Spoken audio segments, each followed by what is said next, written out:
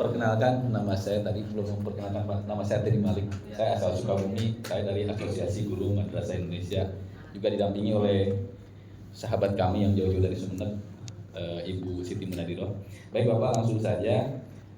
Isu yang kami bawa sebenarnya tadi disampaikan oleh Pak Hadi bahwa tentang U55 ini yang sangat serius Pak.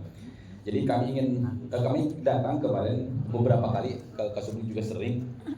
Terakhir bahkan mohon maaf Kementerian Agama pun Dirjen PNS disurati oleh Setnek ya Pak, tanggal 7 Maret ini kaitan dengan bagaimana kita menyurati Presiden agar meminta beliau untuk memberikan afirmasi ke U55. Dan kemarin kami datang beberapa kali, bahkan Bapak menyampaikan ada skema untuk U55, tapi sampai saat ini U55 itu belum terrealisasi Pak. Padahal dijanjikan mohon maaf insentif waktu itu, tapi sampai sekarang insentif itu belum terrealisasi untuk U55. Ketika kami konfirmasi kemarin, ternyata belum ada juknis yang mengatur tentang insentif U55, karena juknis yang lalu itu tidak bisa digunakan untuk U55. Ya. Kami lanjutkan Bapak. Kalau bicara U55 sebenarnya kami pelakunya yang waktu itu in-passing ya. Karena terhalang Permendikbud 28/2014 ada pembatasan usia saat mendaftar in-passing. Tetapi yang ingin kami sampaikan di sini tertulis Bapak di Undang-Undang Guru dan Dosen ini mohon jadi, tadi kan kalau nggak salah Pak Bruli bilang pas ini juknisnya gimana gitu. Mudah-mudahan jadi sandaran. Jadi harusnya harapan kami sertifikasi itu include in passing, karena apa? Bunyinya nih Pak di Undang-Undang Guru dan Dosen di bagian ke-1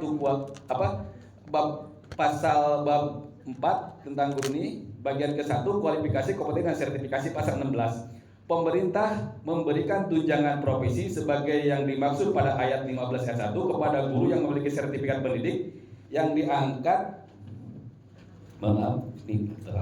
oleh penyelenggara pendidikan atau satu pendidikan yang diselenggarakan oleh masyarakat.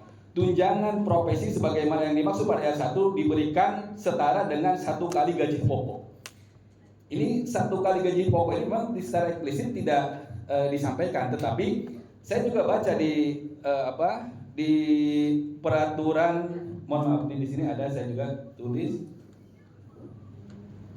di PP ya Pak. Di peraturan pemerintah nomor 99 tahun 2000 tentang kenaikan pangkat pegawai negeri sipil bahwa lulusan S1 itu mendapatkan pangkat dan golongan 3A. Nah ini golongan 3A ini berarti mempunyai hak untuk mendapatkan setara in-passing. Begitu Pak. Jadi ini bisa dijadikan dasar regulasi. Kalau memang in-passing itu sebenarnya nggak perlu Bapak Ibu. Mohon maaf, saya nggak perlu. Karena lihat saja, apa sih konsekuensi logis dari in-passing Pak? Itu hanya selembar kertas tanpa ada diklat, tanpa ada apa-apa. Mohon kemarin kita dapat in-passing 98.000 lebih, itu semua hanya ditanda tangan, hanya berdasarkan usulan, tidak berdasarkan pada kompetensi Pak. Makanya kami juga mikir kalau sertifikat itu kan hasil PPG. Tapi dengan surat itu saja tanpa peningkatan kompetensi naiklah 1,5 juta.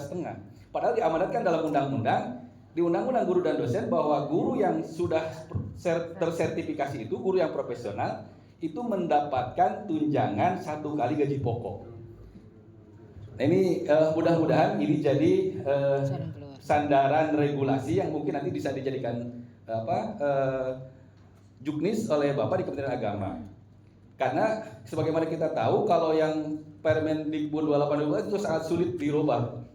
Bagaimana kalau dulu ya Pak Hadi, mohon maaf, kalau nggak salah Pak Ali Ramdhani waktu kita ketemu, beliau siap membuat PMA tentang in-passing. Ini sebenarnya Kementerian Agama itu boleh berbeda dengan Kementerian Pendidikan sebagaimana mereka mengatur tentang PIP. Selanjutnya selain U55, ini juga mungkin dengan PMA itu sendiri Pak Hadi. Karena saya lihat PMA tentang tadi yang Pak Hadi disampaikan, PMA 43. Nah ini PMA 43 ini enggak ada nih. PMA 43 tahun 2014 kalau tadi tentang cara pembayaran ternyata di besaran tunjangannya pun juga ini mohon maaf sangat mengkhawatirkan, yaitu 1,5 juta. Padahal kalau kita lagi-lagi berkaca kepada undang-undang guru dan dosen, hak guru yang sudah mendapatkan sertifikat pendidik adalah mendapatkan tunjangan di atas kebutuhan hidup. Di penjelasan sudah jelas bahwa tunjangan kebutuhan hidup itu bisa tunjangan lauk pauk dan lain sebagainya lah. Saya nggak bisa baca semua karena sudah jelas di situ tertulis. Nah, harapan kami selain U55 yang baru PPG itu langsung mendapatkan hak setara dengan gaji guru PNS, tergantung golongan dan pangkat. Dan kemarin juga kami sampaikan bahwa kapalan berlanjut, Pak. Memang grade tertinggi di madrasah swasta itu IPASing. Kami sangat bersyukur, tetapi kami juga harus menyampaikan, kalau lain passing ini mentok di 3A dengan tunjangan 2.785.000, kapan mereka yang lama-lama mengajar itu angka kreditnya bisa naik. Makanya harapannya ada, kalau di sini ada PP ya Pak tentang kenaikan mati golongan itu.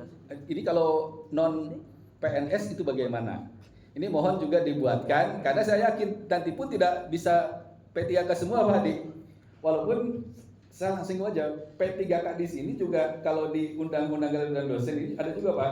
Sebagaimana tadi yang disampaikan oleh Pak Kang Haji, bahwa pemerintah wajib memenuhi kebutuhan guru baik dalam jumlah kualifikasi akademik maupun dalam kompetensi secara merata untuk menjamin keberlangsungan satuan pendidikan anak usia di pendidikan hormat di sini ya, dan menengah diselenggarakan oleh pemerintah. Sedangkan kata Kang Heri tadi ya, kita pun yang swasta Pak mendapatkan izin dari pemerintah. Kita dapat izin operasional dari pemerintah, kita dapat NSM dari Kementerian Agama gitu Pak ya. Anak-anaknya juga sama.